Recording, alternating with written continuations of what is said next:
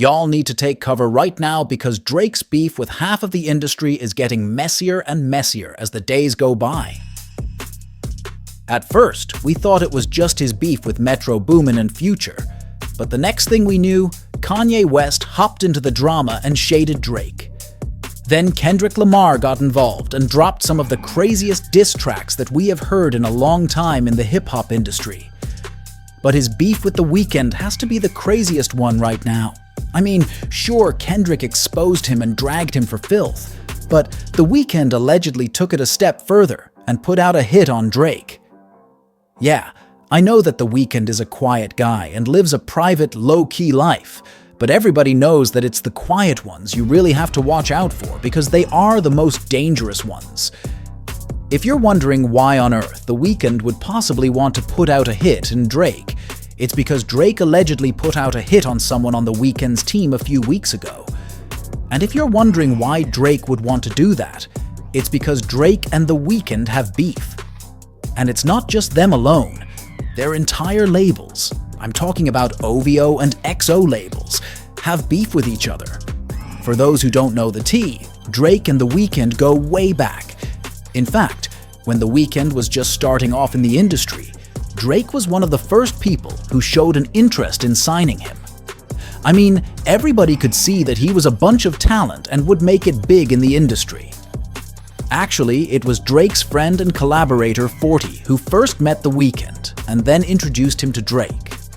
Drake was interested in signing The Weeknd to his record label, OVO Records, so he and 40 took The Weeknd under their wing, even though they didn't sign him immediately. However, they continued to work together, and Drake helped to groom The Weeknd's career. The Weeknd played a very important part in Drake's 2011 album, Take Care, and helped write at least 4 songs on the album. But the crazy part is that for the longest time, Drake didn't really give The Weeknd full credit for his work on the album. In fact, we didn't know just how much The Weeknd contributed to the album until a couple of years ago, when Drake was finally forced to give The Weeknd the credit he deserved. Anywho, Drake and The Weeknd continued to do their thing. At this point, Drake was already talking about signing The Weeknd to the OVO label because he knew that The Weeknd was going to make him millions of dollars. But as it turns out, The Weeknd was quite smart, and he was keeping his eyes open and watching how things worked at OVO. He noticed that none of the artists Drake signed achieved mainstream popularity or were successful with their careers. This is a pretty common phenomenon when you sign to an artist who has an active career of their own. Juggling a career is hard enough, but juggling a career while trying to build a career for a mentee is very hard, and very few have managed to do that. For example, take a look at Beyoncé. She has her own label and has also signed many artists, but apart from the Bailey sisters, none of Beyoncé's other signees are successful. And even with the Bailey sisters, their music isn't selling as it should.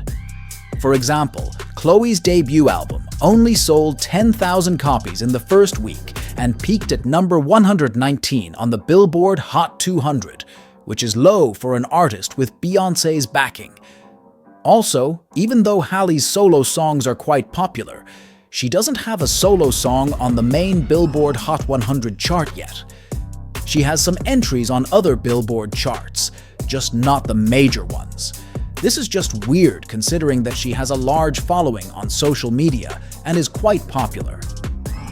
But again, she is signed to Beyoncé, who is an active artist with her own career to focus on and can't give the Bailey sisters the support they need. The Weeknd knew that this was going to happen to him with Drake and his OVO label, so he decided not to sign with OVO. Instead, he signed with Republic Records in 2012, and he was able to grow his career. However, Drake was salty over this because he believed that The Weeknd owed him for the free publicity that he gave him early on in his career. Shortly after it was announced that The Weeknd was joining Republic, he tweeted, "You won't get away with just a thank you. You owe me a favor." The tweet also came days after The Weeknd publicly thanked Drake for helping him with his career. So please make some noise for my mentor, my brother, and my friend Drizzy.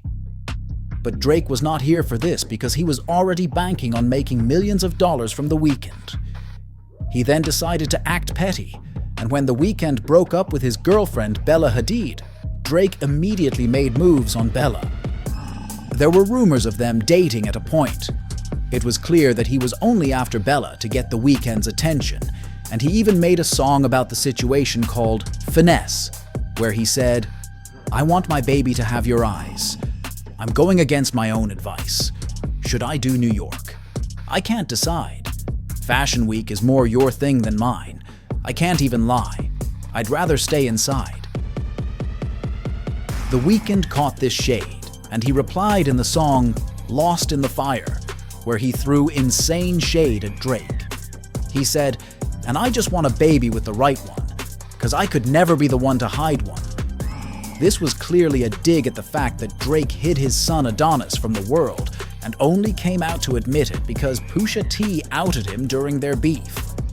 Well, they continued to beef with each other, even though they pretended to be on good terms. But if you've had your ears tuned into the gossip, then you'll know that these two have been acting super duper shady toward each other for years. It eventually blew up a couple of weeks ago when The Weeknd jumped on the album We Still Don't Trust You with A$AP Rocky, Metro Boomin, and Future. The wild thing is that all four of them have beef with Drake, and according to Metro, Drake tried to block the song from getting released. Metro tweeted, "I'm lame, but the first week after like that, you tried to block it on the radio. I've been sitting on this email for a month now, but was sparing you. Oh, you ain't like that record." He also hinted that he has some heavy tea on Drake, saying, "Now go make another song. Tell him more lies, 'cause we both know you can't tell everyone why I don't yef with you. That wouldn't be a good look either for you, so I must spare us both with that." On the song All to Myself, The Weeknd hinted that Drake allegedly tried to give him a very bad contract when he wanted to sign him to OVO back in the day. He said, "Look at how we moving, baby. They could never diss my brother's baby when they got leaks in they operation. I thank God that I never signed my life away, and we never do the big talk." Well, not long after this track dropped, there was a mysterious shooting at the home of The Weeknd's manager, Cash.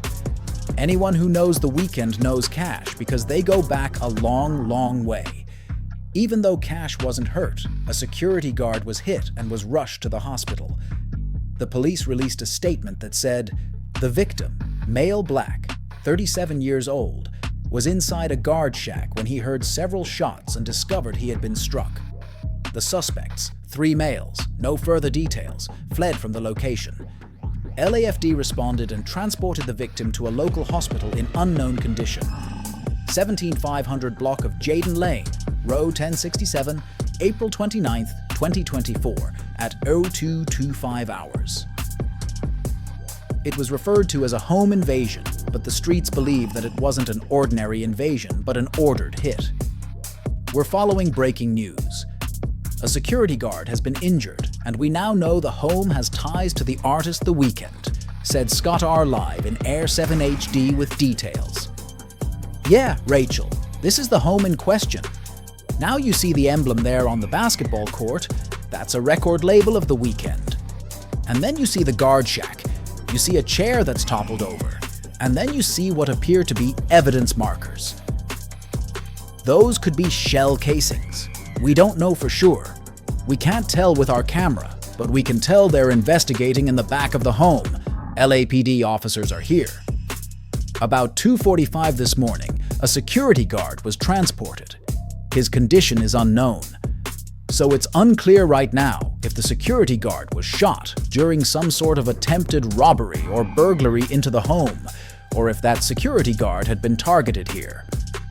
We'll open up a little bit to show you. It's reportedly a 12 million home that is believed to be owned by a music industry executive with ties to The Weeknd. Well, what would you know? Less than 2 weeks later, Drake's house in Toronto was hit in what is being referred to as a drive-by. Interestingly, a security guard was also hit, kind of similar to what happened on The Weeknd's turf.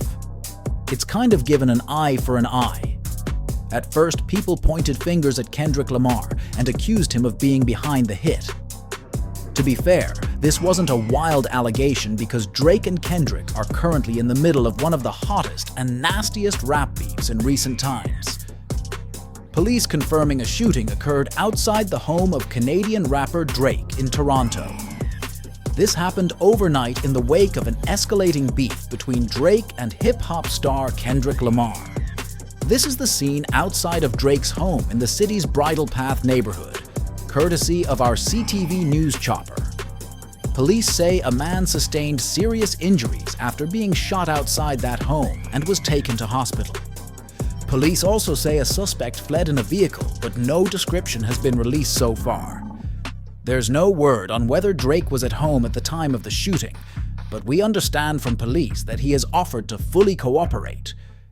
But it was quickly proved that Kendrick knew nothing about the beef, and all fingers immediately pointed to The WEEKND as a sort of revenge for the situation at Cash's house.